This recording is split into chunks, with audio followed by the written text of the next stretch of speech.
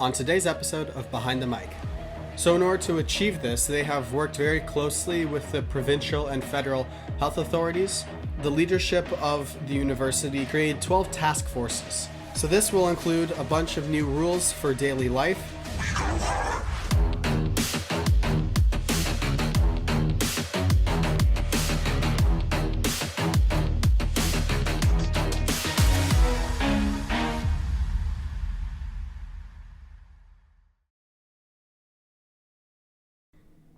Hey everyone, welcome back to the podcast. I'm your host, Michael Ezinga, and today I want to talk a little bit about university life and how it will change in the upcoming months and in the fall, and probably for the next couple years.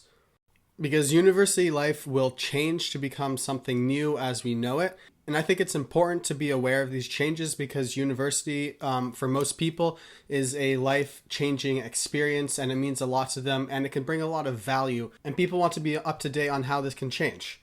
So I'll be focusing mainly on what my university is doing, which I go to Trinity Western University. I believe that Trinity is leading the charge when it comes to universities adapting how they operate for the fall. I think many universities will follow the steps that Trinity is taking to make sure that the students can remain safe while still having the full university experience that they have come to know and love. With the new changes that the university had to make, there are a lot of questions that they need to answer, such as how do we preserve what is good about face-to-face instruction if there can never be more than 50 people in a room? Lecture theaters will have to be temporarily remodeled with every second seat and every other row blocked off. Classroom capacity will be significantly reduced. Large lecture courses will need to move to a flipped delivery method or broadcast online to the students who can't be seated in a lecture hall. To get the benefit of face-to-face delivery, faculty members will need to devise tutorials, rotating in-person attendance, or creative ways to go beyond the virtual. Teaching assistants will be even more important to the undergraduate experience than they were before. How do we launch the fall term knowing that there is a non-trivial chance that a second wave might dislocate the term? The key to this will be contingency planning. Hope for the best but prepare for the worst. Every course outline should be designed with an in case of emergency plan, setting out how material will be delivered, how assignments and exams will change, and how communication between instructors and students will occur. Every student living in the residence must know the procedures in the event of a decision to close the facilities. Thinking about the need for extra measures, reorganizing classes, and making contingency plans, we're left to wonder whether it's worthwhile to try for an in-person fall term at all. That's obviously a question that Trinity was faced with, and obviously they thought that the risk is worth it. So Trinity is a very small university, so it's a lot easier for us to make changes on campus. There's about 4,000 students in our undergraduate and graduate programs. So a couple months ago in the spring semester, originally when we were forced to go online, the leadership of the university created 12 task forces, each of these to tackle a different area of Trinity. So these are areas like community life and Spartan athletics, commuter life, what will living on campus look like. So they have made it very clear that student safety is their number one priority. They want to make sure that all the students can feel safe and comfortable, that it is a safe learning environment for those to study. So in order to achieve this, they have worked very closely with the provincial and federal health authorities to make sure that everyone is up to date on all the health restrictions and all the new guidelines. So this will include a bunch of new rules for daily life. This will include social distancing that's either 6 feet or 2 meters apart at all times. There will also be sanitization stations at all the bathrooms in public areas. This will include like dorms and public buildings. There will be signs up in all the buildings to remind people to social distance. Social distancing also includes minimized hand-to-hand contact, so like hugging and shaking hands, as well as verbal reminders. They want to have campus open to the maximum capacity that it is allowed. So this means that most areas of Trinity will be open, but in a different capacity. So we may as well start by discussing what classes will look like. The majority of classes will be online and they will be taught in a multi-access learning capacity. So what multi-access learning means is that there will be different ways of going about your studies. So for the classes that are online, they will either be pre-recorded or live classes. The classes that will be in person, face-to-face classes, as they're usually referred to. So the classes that will be face-to-face will be the ones that need that in-person contact. These will be classes like science labs, some athletic courses, as well as classes such as public speaking. The deans from every department have determined which classes will be in person by talking with all the professors of their department. And these classes were chosen based on what is best for the course and in order for the students to get the most out of their course. So students will have the option for live or recorded classes based on their time zones. So if you can't make it for the live sessions, you can then do the pre-recorded classes. Students will be able to do pre-recorded classes on their own time and on their own schedule. So that's really nice. That sounds really good. It doesn't look like the content in the courses will change too much. Just the learning process will be slightly altered a bit. But I think most students at this point have sort of realized the reality of what the situation is, and they know that the universities don't have any choice in the matter. So they'll be a lot more understanding and respectful of the decisions that are made. And because we are being told now already of these changes, we have a lot more time to learn and adapt and to sort of figure out how we are going to synchronously change with the university. Another big area that's going to be changing for students will be housing. So I want to talk a little bit about what that's going to look like. Obviously, everyone still needs to be social distancing, which means there will be limited space available in both the dorms and the apartments. Now, the health authorities have said that they want to restrict one person to each room. Normally, there's an average of like 2 or 3 people. Now they only want one person per room. So that's only going to leave 600 spots available. Now, normal capacity for residents in our undergraduate program that are living on campus is about 1,000. So they're looking to cut around 400 people.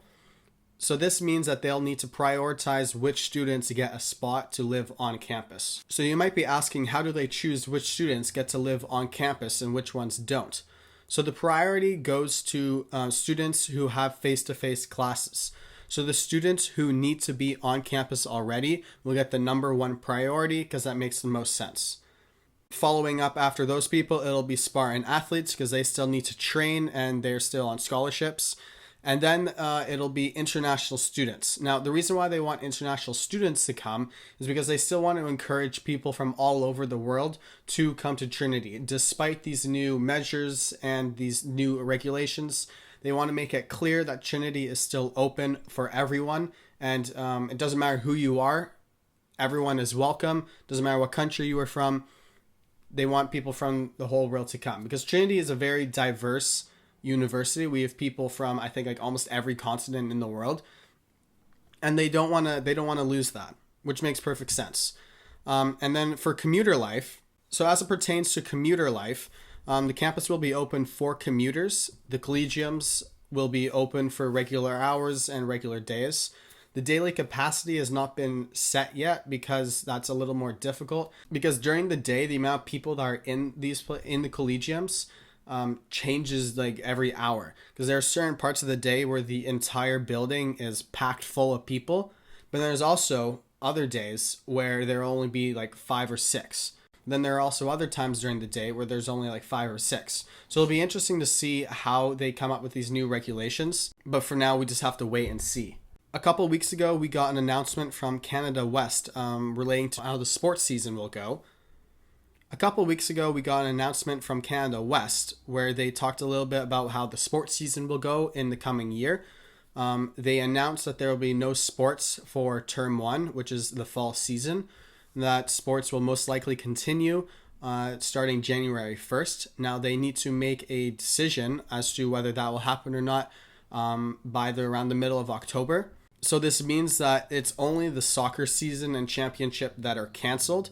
The other sports, such as basketball and soccer and track and field, will continue. Their seasons are not canceled. They will just continue a little later, starting in the new year. All the athletes, the ones that can make it to campus, will continue to train. The program still hasn't changed. So rest assured that everyone will be ready to start back up again once the season is given the okay. So when the director of athletics for Trinity was asked about this, he said, "The COVID-19 pandemic has dealt many people a different set of circumstances in the last number of months, and our athletes, especially our soccer athletes, now join a growing list of people with deep disappointment. Every school across Canada West is feeling the financial repercussions of COVID-19, and it's hard to see so many student athletes across Canada have their dreams dashed. However, it is sport, not life and death, and our staff had anticipated this possible outcome weeks ago already.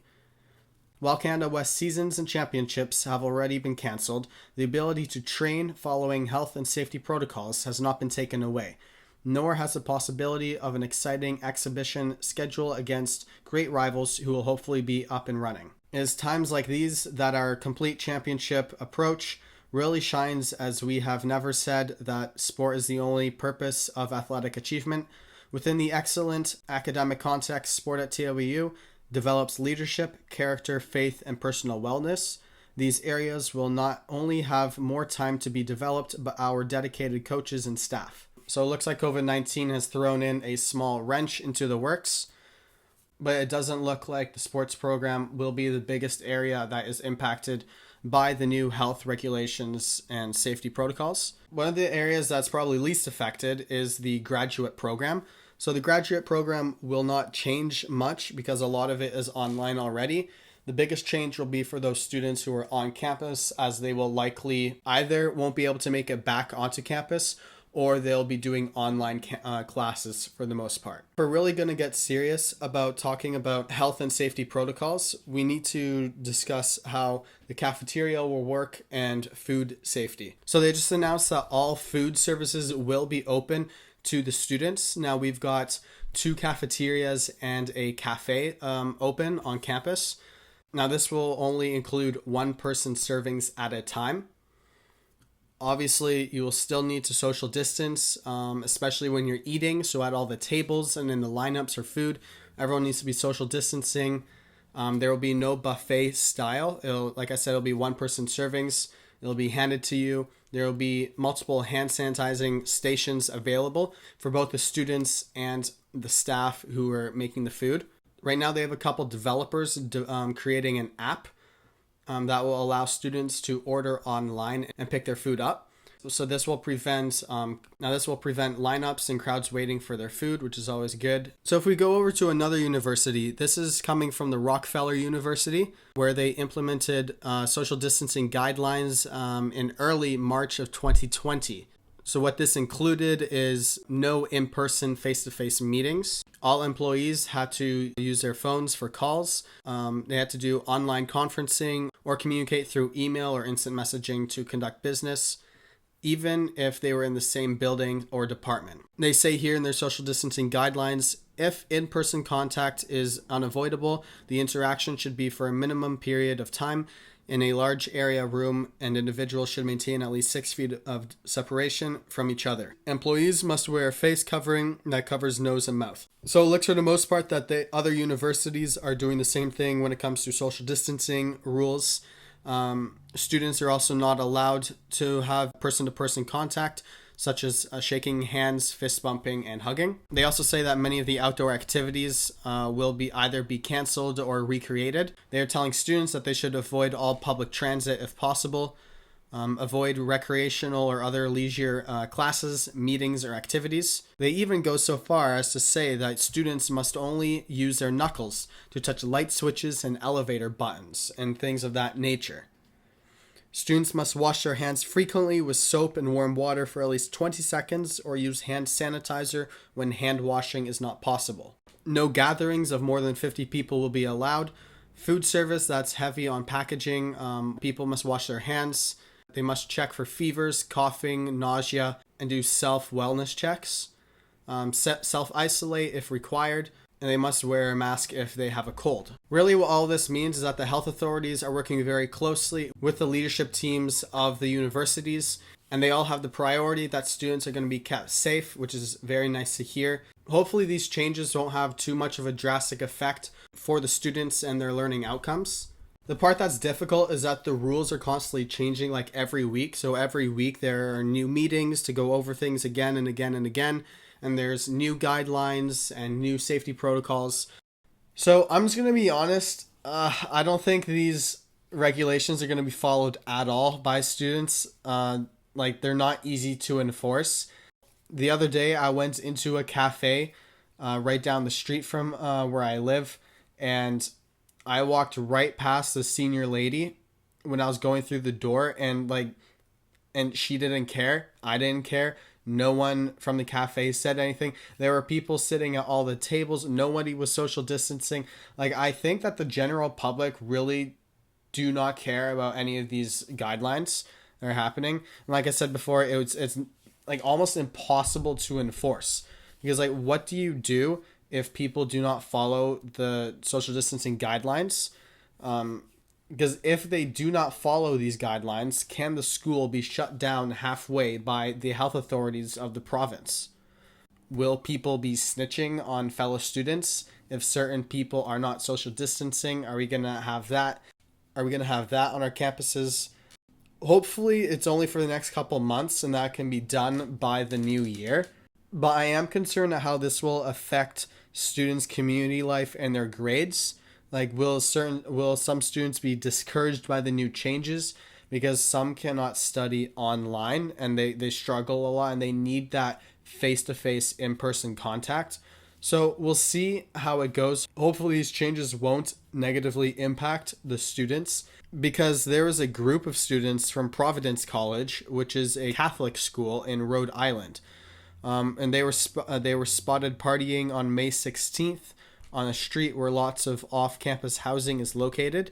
Most were without face coverings and standing close to one another despite the governor's last order to continue social distancing. Similar behavior was seen near the University of Colorado. Police reported multiple parties of 20 or more people occurring just before the state's stay-at-home order was lifted. A recent graduate from the University of Wisconsin at Madison said, "There is no understanding of the implications of partying in a neighborhood like mine where people are dying of COVID-19. I get wanting to celebrate and I get that this is a big achievement, but it just really feels like very selfish to be doing this in a community that's not yours at the expense of the people who just can't leave." And she raises a couple good points there. The college plans to have students return to a fully operational campus in the fall, and administrators are discussing how to enforce social distancing and other state and local guidelines for COVID-19 prevention, including the possibility of adding a coronavirus-specific addendum to the Code of Conduct or the college's Good Neighbor policy for the students living both on campus and off campus. This college has about 675 students, nearly all seniors, living off campus during the 2019-20 academic year. But policing student behavior off campus is very complicated because the college does not have oversight in private apartment settings.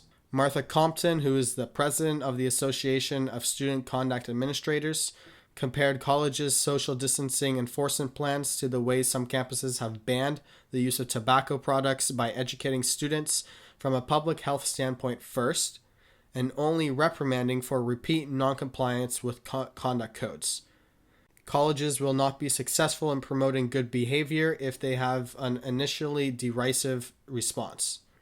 Compton said college leaders should first educate students about more recent COVID-19 data that shows young traditional college-aged people that can be severely sickened by the illness, as well as identify the risks that social gatherings pose to more vulnerable people in their communities. If students repeatedly do not follow precautions by refusing to wear masks or continuing to gather close to one another, that's when the colleges could apply existing and broad failure to comply provisions in their conduct codes to sanction students, or a corona-specific provision, which some institutions are creating. Obviously, we all hope that that would be a last resort. We don't want to see that on any of our campuses. I know for me, I definitely don't want to see that on my campus at all.